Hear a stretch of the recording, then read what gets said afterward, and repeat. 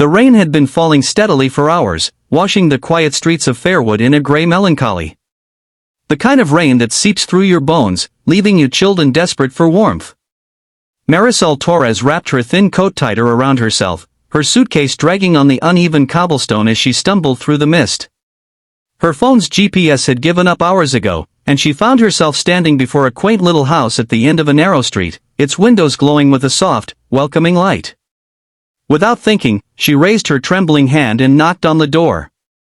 If you believe in kindness, second chances, and the quiet miracles that can change lives, please take a moment to like, comment, share, and subscribe to our W Insights. The door creaked open to reveal a man in his late 30s, tall and lean, with tired eyes that held stories Marisol couldn't even imagine.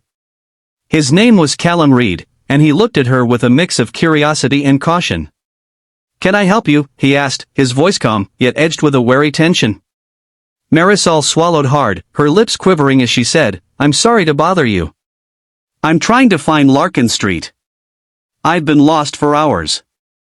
Her accent was soft, tinged with a sadness that made him study her a moment longer.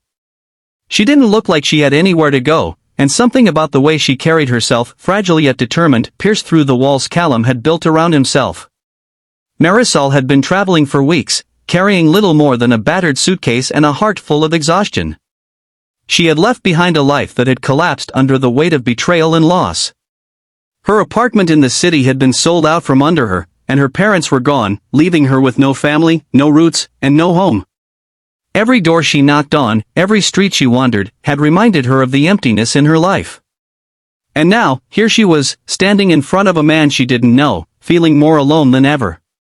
Callum hesitated for a moment, then smiled gently. "You're not far.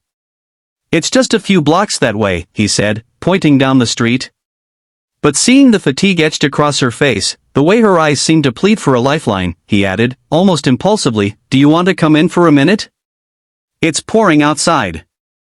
Marisol blinked, unsure if she had heard correctly. It had been so long since anyone had offered her kindness without expecting something in return. She nodded, and Callum stepped aside to let her in. The house was warm and smelled faintly of cinnamon and wood smoke. A fire crackled softly in the living room, casting shadows that danced along the walls. As Marisol removed her wet coat, Callum handed her a towel, and she felt the first hint of comfort she had experienced in months. It wasn't just warmth she felt, it was the quiet promise of safety, the sense that maybe, for the first time, someone cared. Callum sat across from her at the small kitchen table, watching as she sipped the steaming tea he had poured. His life hadn't been easy either.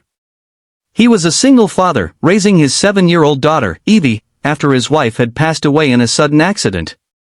Since then, the house had been a small sanctuary for just the two of them, a fragile bubble of love and routine that had kept them both afloat. Seeing Marisol, he felt a strange pull, a mix of empathy and something he couldn't quite name. He had learned long ago that the world was full of people who hurt and people who were hurting, and sometimes, reaching out could be terrifyingly life-changing. As the storm outside raged on, Marisol began to speak, cautiously at first, then with the kind of unburdening that comes only after weeks of carrying silence. She told him about her life, about losing her job, her apartment, and the threadbare connections she had once relied on. She spoke about her fear of being alone, of fading into obscurity without anyone noticing. Callum listened, his heart aching with the echoes of her loneliness. Evie, peeking from the staircase, watched the stranger with wide, curious eyes, sensing that this wasn't just a visitor, it was someone who might change everything. Over the next few hours, the rain slowed, but Marisol didn't leave. Something about the simplicity of the Reed household, the warmth, the laughter that Evie brought even in small moments, made her realize how starved she had been for human connection. Callum offered her a spare bedroom, hesitating only for a heartbeat before seeing the gratitude and exhaustion in her eyes. She accepted. That night, Marisol slept in a real bed for the first time in months, cocooned in blankets that smelled faintly of lavender and home. Days turned into weeks. Marisol began helping Callum around the house, and Evie grew attached to her, as if she had always belonged there. They cooked together, laughed over spilled flour, and slowly, the house that had once been a quiet refuge for two became a home filled with three hearts weaving a new family from the threads of pain and hope. Marisol found herself laughing again, crying without fear, and feeling something she hadn't thought possible, belonging. But it wasn't without challenges. Callum's grief sometimes returned in waves, dark moments where he would retreat into himself, and Marisol had her own anxieties and memories that clung stubbornly.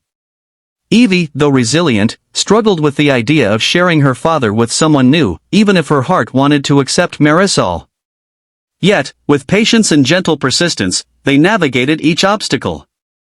Marisol helped Callum process his grief with quiet conversations late at night, while he encouraged her to believe in herself and her future. Their bond deepened, not in grand gestures, but in the small, everyday acts of care, making breakfast, listening to worries, celebrating tiny victories. One chilly evening, as the first snow of the season began to fall, Marisol found herself sitting by the fire, Evie asleep upstairs, Callum beside her with a quiet smile. She realized that this unexpected family, this fragile, imperfect happiness, was more than she had ever dared to hope for.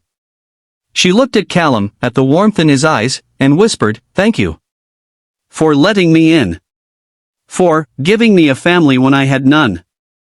Callum's hand found hers, and without words, they shared a quiet acknowledgement of what had blossomed between them. It wasn't love at first sight. It was trust, patience, and the courage to open their hearts when they had every reason not to.